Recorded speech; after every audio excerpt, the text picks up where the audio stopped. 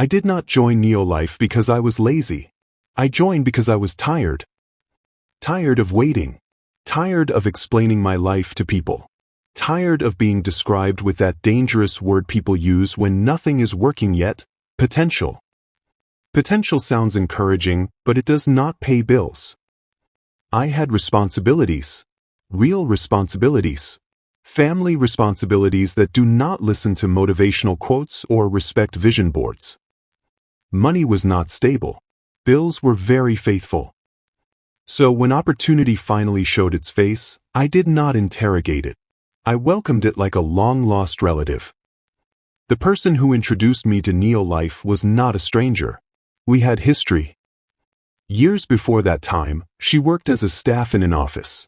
I worked as a computer operator in a cafe. We were not colleagues. We were neighbors of struggle. Every morning, we left our houses almost at the same time. She wore office clothes. I wore hope, tired eyes, and cheap shoes. Then life rearranged us. Circumstances happened. She moved on. I stayed behind, still fixing computers, typing documents, and apologizing for printer problems I did not cause. 2 years passed. Then one day, Facebook remembered me. She sent me a message. "Hello, how are you?" That greeting already felt important. Then she added the sentence that immediately raises blood pressure for poor people. "I have a job opportunity." That sentence is not ordinary. It is emotional. She said it was an interview. Then she sent me a message with an entry code. Entry code. That word alone convinced me this was serious. At that time, I was learning how to repair phones at Artillery. I was a technician in training. My hands smelled of soldering iron and frustration. Money came occasionally. Hunger came daily. I carried full family responsibility with part-time income. So when someone said, "job opportunity," my logic quietly resigned. On the interview day, I arrived very early. Not early because I am punctual. Early because my future was attached to that building. The venue was 98 Ada George, opposite Tunnino Filling Station.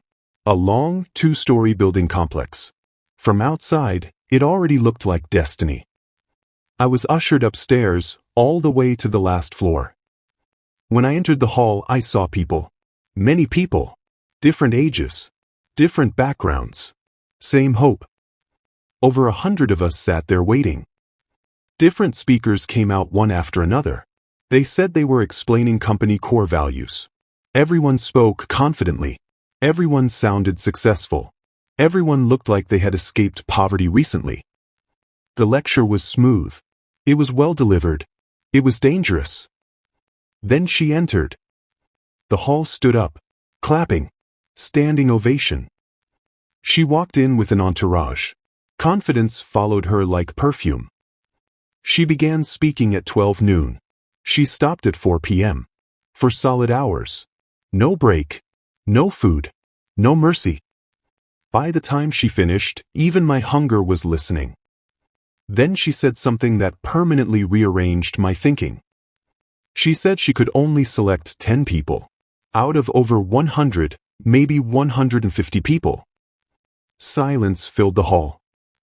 Then she said she did not need normal people. Everyone leaned forward.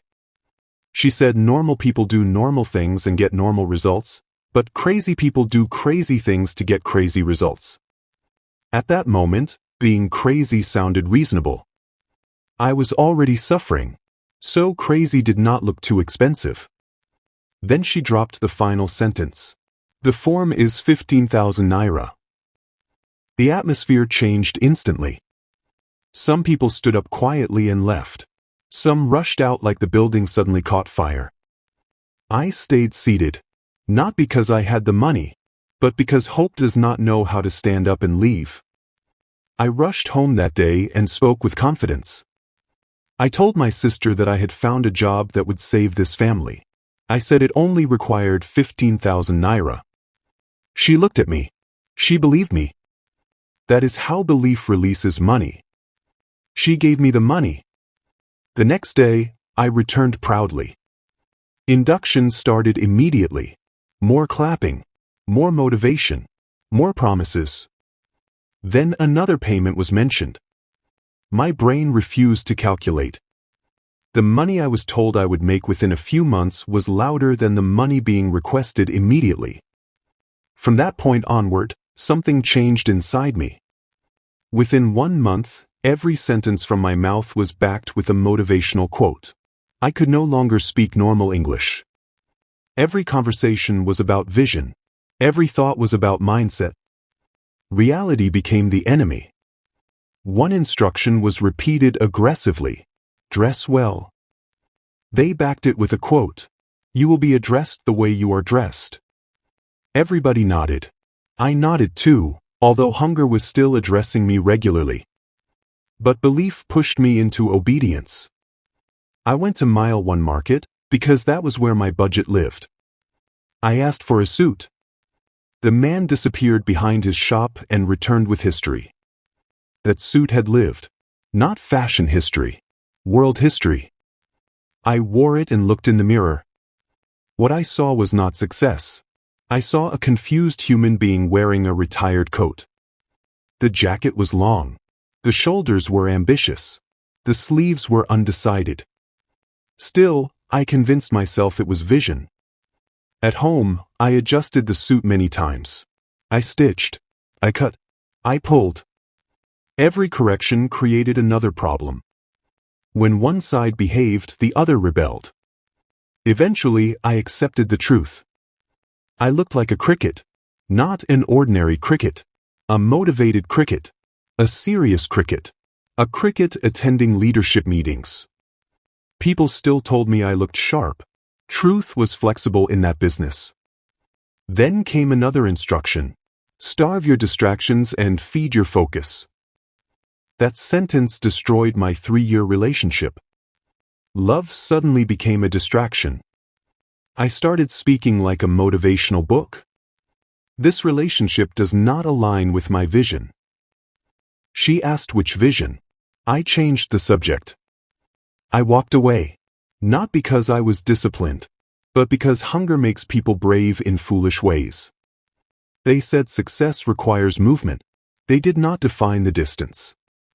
So I started walking. Long walking. Hard walking. Walking until my shoes surrendered. One side bent inward. The other side followed. Even my destiny started leaning. Meetings increased. They introduced slogans. Someone would shout, "Fantastico." We would scream, "Wow."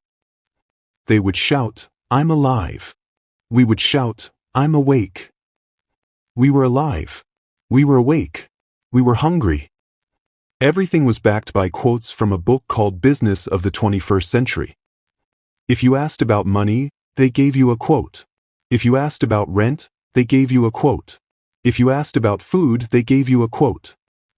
The book spoke about empires. My landlord spoke about arrears. Selling became difficult, so we introduced fear.